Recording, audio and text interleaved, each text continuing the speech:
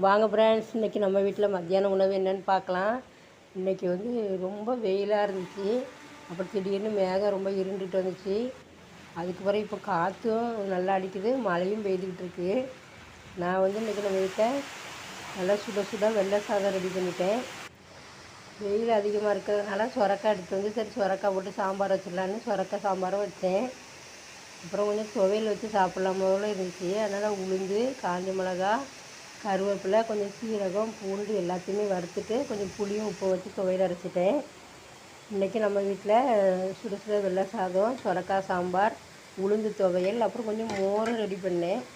இவ்வளோ தான் இன்றைக்கி மத்தியானம் நம்ம வீட்டில் சாப்பாடு. வாங்க எங்களோட சேர்ந்து நீங்களும் சாப்பிட்லாம்.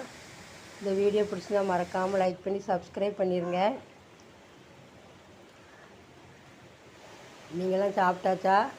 நாங்கள் இப்போ தான் சாப்பிட போகிறோம். அடுத்த வீடியோவில் பார்க்கலாமா? பாய் மக்களே.